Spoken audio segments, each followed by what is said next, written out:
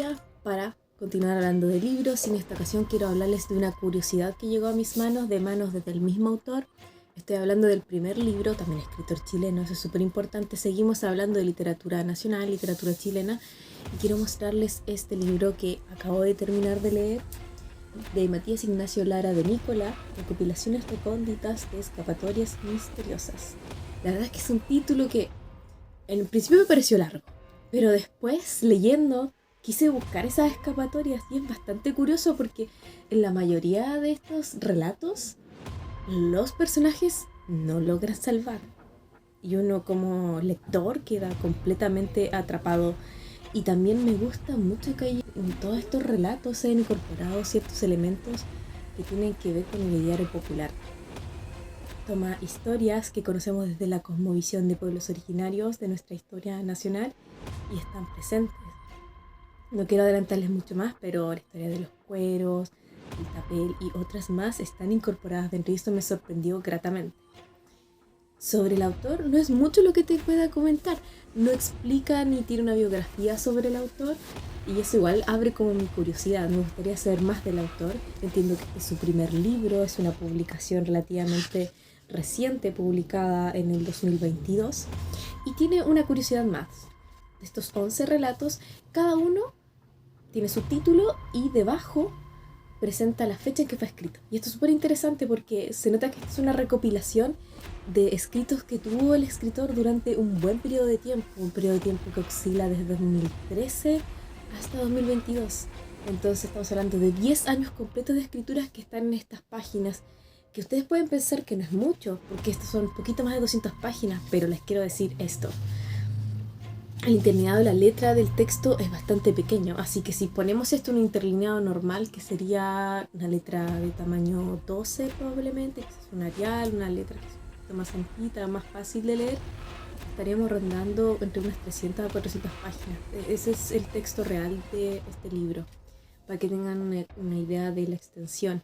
Además, tiene una serie de particulares, tiene fotografías y dibujos que son del mismo autor, así que aquí hay todo un trabajo y una presentación y una propuesta bastante interesante del libro.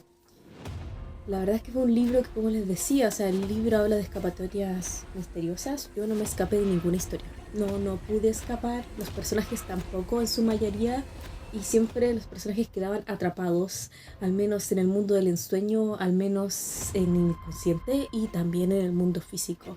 O sea, estamos hablando de un libro que de verdad te deja bastante impactado y me dejó atrapada principalmente, primero porque yo tenía esta curiosidad. Es un autor nuevo del que no conozco nada, no conozco ninguno de sus trabajos previos. Quiero decir y agradecer a Matías Ignacio que me mandó de regalo esta bella edición para que yo pueda compartirla con ustedes. Pero yo no tenía ningún conocimiento de su trayectoria ni nada, entiendo que es el primer libro, entonces, ¿qué es lo bueno que me da este libro? Me da una historia muy cercana, muy próxima al autor.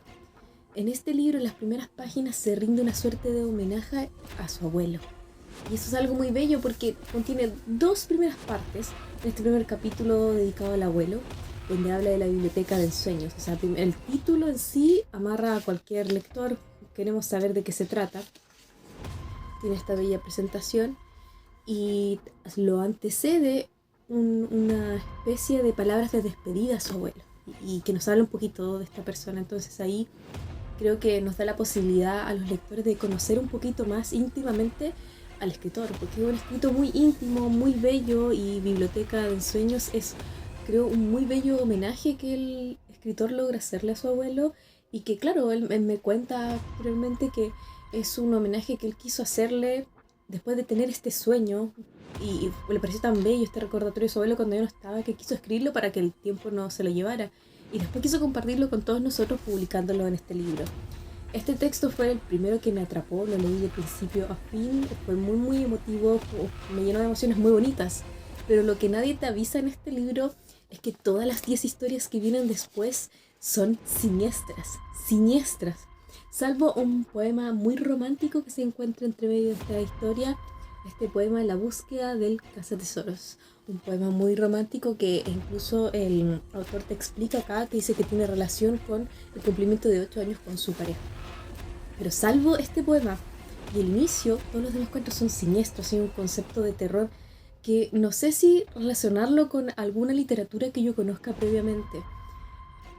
Pienso que tiene una cercanía con Edgar Allan Poe y esta forma tan descriptiva de presentar los hechos y también estos finales aberrantes y que no los ves venir. No son textos previsibles en ningún sentido.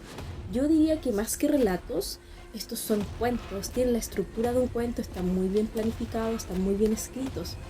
Y lo que sí es que presenta estos párrafos enormes que veíamos en la década del 50, que no es tan usual verlos actualmente. Hoy en día vemos párrafos un poco más pequeños. Aquí vemos una construcción de párrafos que puede ser de páginas completas. Y eso me llamó bastante la atención. Como lectores, hoy en día estamos muy acostumbrados a ver este tipo de párrafos en textos que se han publicado desde el 50 hacia atrás.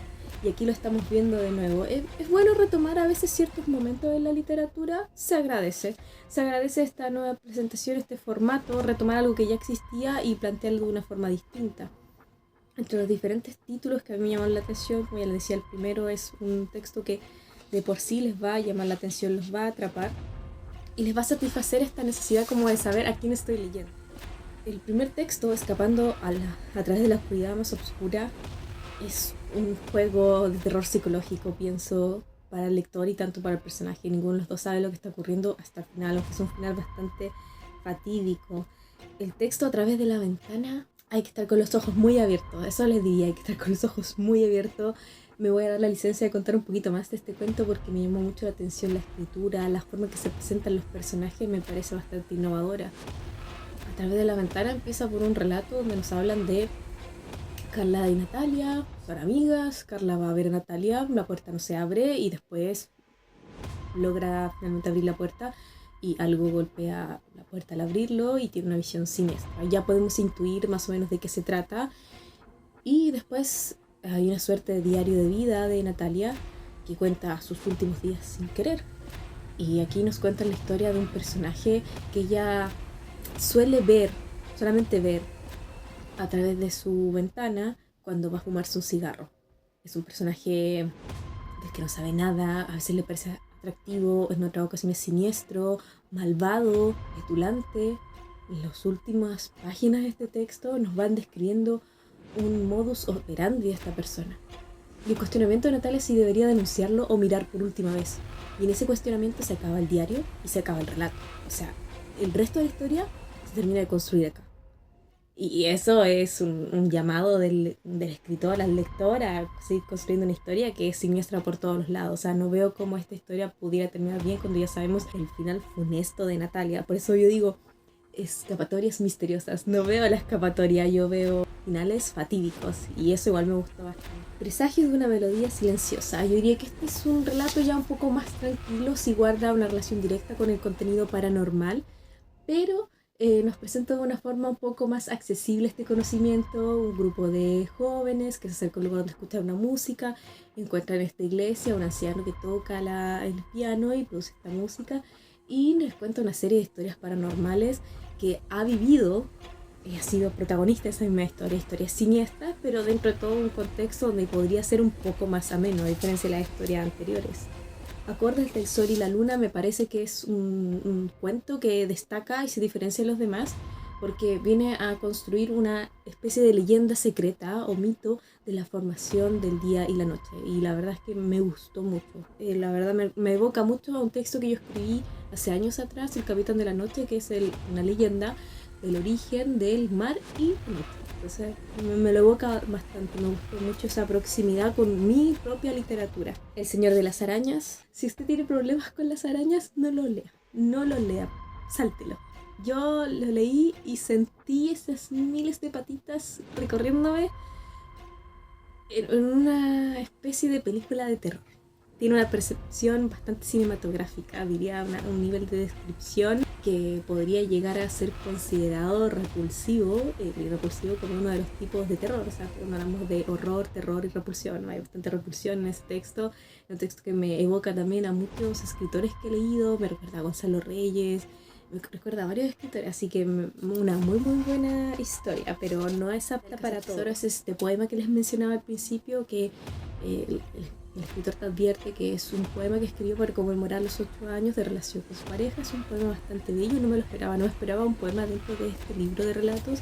Y como les decía, yo siento que este libro viene a ser una especie de cuaderno de escritura. Siento que Matías nos dio acceso a sus cuadernos de escritura entre el periodo de 2013 a 2022. Me pregunto qué cuadernos de escritura estará manejando hoy en día, porque de hecho lo interesante de que se presenten las fechas relacionadas con cada uno de los textos es que podemos ver cómo la técnica literaria, el manejo del desarrollo de personaje y el planteamiento del argumento va creciendo, va mejorando y evolucionando a lo largo que pasan los años. O sea, los textos que están escritos en 2013 están escritos de una forma un poco más sencilla y esa complejidad se empieza a notar a partir de 2019, 2020, y es poder percibir esa belleza me evoca varios libros interesantes de escritos tempranos de muchos escritores.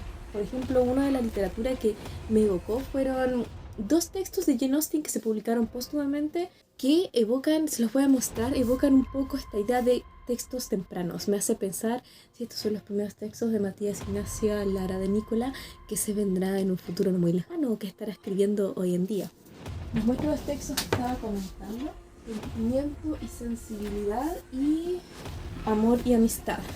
Estos 2 textos, a estos me refería, que son las recopilaciones de textos tempranos de Jane Austen que ella no publicó en vida. Recordemos que ella publicó novelas, eso es lo que publicaba, y aquí tenemos esqueletos de novelas o cuentos inacabados o cuentos que les faltaba unas 3-4 revisiones. Hay otros textos tempranos de Jane Austen como Lady Susan, pero que son escritos de mucha calidad. Aquí en esas recopilaciones que son como textos tempranos y que uno ve la incipiente generación de un escritor, cómo va creciendo. O sea, yo cuando leí estos textos dije, aquí entiendo la formación y la génesis de su escritura y de su universo literario. Y aquí se deja ver todo eso. O sea, me tengo que aventurar en alguna especulación. Yo diría que aquí estamos viendo el inicio y el comienzo de quizás un escritor maestro del suspenso, maestro del terror, alguien que va a dominar muy bien la nueva novela gótica. Siento que esas son mis aproximaciones. Me llamó bastante la atención los planteamientos y cómo se generaban los personajes, el desarrollo y el uso de descripciones para transmitir una atmósfera inquietante, para desarrollar alguna emoción de los personajes. Eso diría que es un uso bastante audaz y que no es usual que los escritores que están empezando a escribir lo hagan. Así que diría que es un texto bastante interesante, una curiosidad de la literatura chilena que les recomiendo adquirir y leer. Y también así apoyamos a los colegas escritores. Le agradezco a Matías que me haya mandado esta edición, lo disfruté mucho. Y les voy a dejar un enlace en la descripción donde pueden adquirirlo si es que se animan a leerlo. Desde ya les digo, estos cuentos no son aptos para todos. Hay algunos muy bellos, pero también hay algunos muy, muy siniestros. Para los amantes del terror, totalmente recomendado. Y nos vemos en un próximo capítulo para recomendarles una de mis siguientes lecturas.